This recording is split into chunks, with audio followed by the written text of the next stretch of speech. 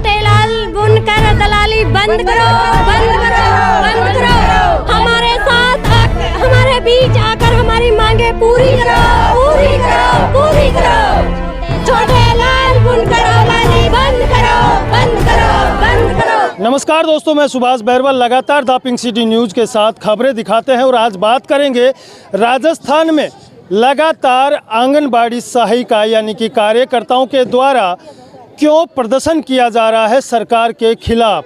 अब मेरा कहना इसलिए है क्योंकि इनके साथ जो अत्याचार हो रहा है वो अत्याचार ये है कि जो लोग 50 वर्षों से राजस्थान सरकार के लिए मात्र 6,000 रुपये में काम कर रहे हैं, उनको 6,200 रुपये तनख्वाह दी जाती है इन महिलाओं को पूरे महीने की। दूसरी बात, इनको कभी भी छुट्टी का प्रावधान नहीं है।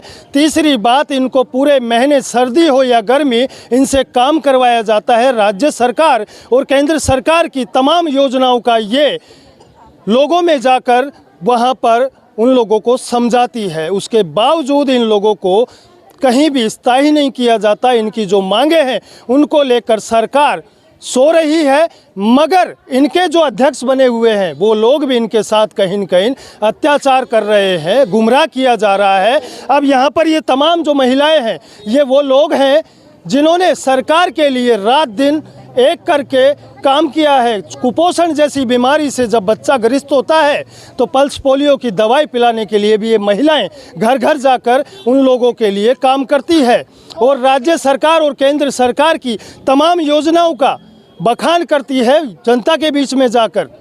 उसके बावजूद सरकार इनका मानदेय बढ़ाने को लेकर 2025 के अंदर इनका मानदेय लास्ट बढ़ाया गया था, उसके बाद अभी तक सरकार सिर्फ सो रही है और बातें करती है बड़ी बड़ी कि इन लोगों के लिए हम ये करेंगे वो करेंगे। आइए बात करते हैं इन्हीं लोगों से, क्या कुछ आप लोगों की मांगे हैं और किस मांगों को लेकर आप प्रदर्शन कर रहे हैं। सर, हमें मानदेय में या तो सरकारी कर्मचारी बनाए जाए, नहीं बनाते हैं तो हमें 4th ग्रेड के बराबर मानदेय दिया जाए। दूसरी मांग है हमारी सेवानिवृत्ति पे खाली हाथ हमें घर भेज दिया जाता है। जब 60 साल की उम्र हो जाती है हम कहाँ कमाने जाएंगे। पहले तो हम लोगों की सेवा, बच्चों की सेवा, गर्भवती की सेवा करने में ही लगे रहते हैं।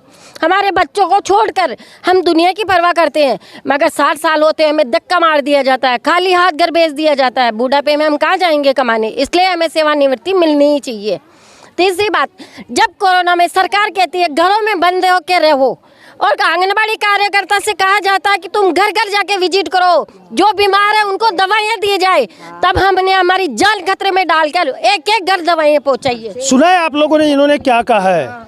2019 यानी कि कोविड-19 का वो समय, हर किसी ने उस मंजर को देखा है जब कोई अपना बाप अपने बेटे के पास जाना पसंद नहीं करता था, कोई माँ अपने बेटी के पास बैठना पसंद नहीं करती थी। उस दौरान उस महामारी के अंदर इन लोगों ने सरकार के लिए अपनी जान को जोखिम में डालकर वो काम किया है, घर घर जाकर उन लोगों की सेवा की है जो लोग कोरोना से ग्रस्त थे।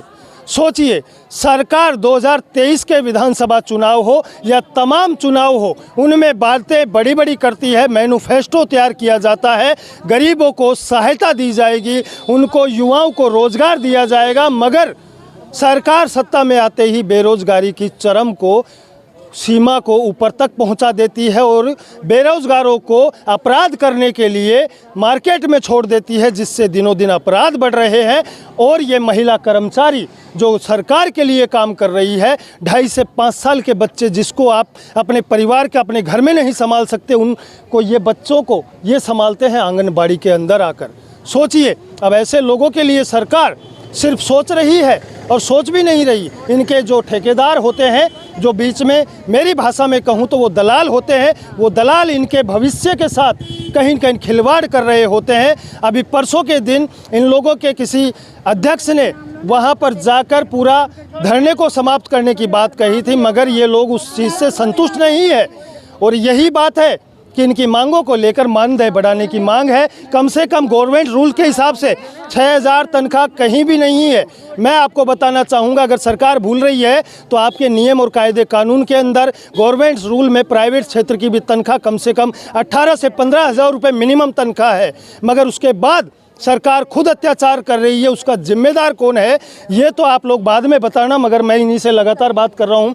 आप लोग क्यों प्रदर्शन कर रहे हैं? क्या आपके जो अध्यक्ष लोग हैं, आप लोग लगातार इतने सैकड़ों लाखों की तादाद में अलग अलग ज़िलों में काम कर रहे हैं, अलग अलग ज़िलों में वो महत्वपूर्ण योजनाओं का लाभ जनता तक पहुंचा रही है, उसके बावजूद सरकार आपकी सुन नहीं रही। देखो हमारा धरना 8 तारीख से जारी था। हम 8 तारीख से छुट्टी पे थे, कोई पोषण टैगर पे काम नहीं कर रही थी महिलाएं, कुछ भी नहीं कर रही थी। बाकी बुनकर जी जो है, छोटू लाल जी बुनकर जी चल रहा था। कौन है ये बुनकर? अध्यक्ष हमारे, उन्होंने वो चल रहा था हमारा। उन्होंने कल हमारी बिना हमारी महिलाओं से पूछते अंदर गए, उनकी मीटिंग हो या कुछ भी होगा, ये नहीं पता अंदर क्या हुआ या बाहर गए। जैसे वो अंदर गए, अंदर जाने के बाद में उन्होंने सहमति कर ली हमारी महिलाओं से जब चल रही है। और वो हमारे अध्यक्ष हैं, पहली चीज वो अध्यक्ष है तो उनको बोलना चाहिए था ना, महिलाओं से पूछना चाहिए था बाहर आके। भाई 2 महिलाओं को लेके अंदर वार्ता जब चल रही है तो जो उनके संग चली वो तो उनको पता, बाहर की महिलाओं को आके बताना चाहिए था आप लोग सहमत हैं या नहीं है।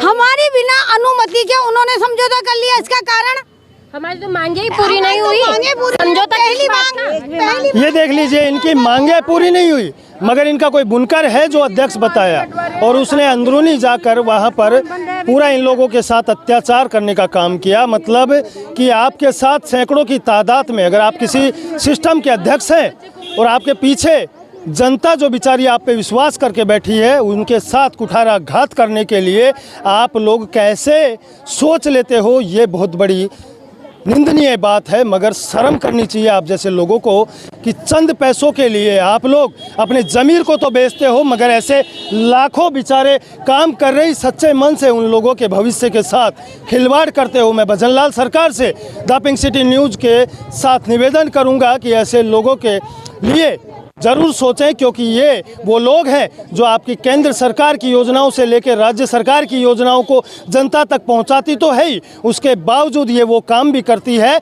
कुपोषण जैसी बीमारियों से पीड़ित बच्चों को पल्स पोलियो की दवाई घर घर जाकर पिलाती है।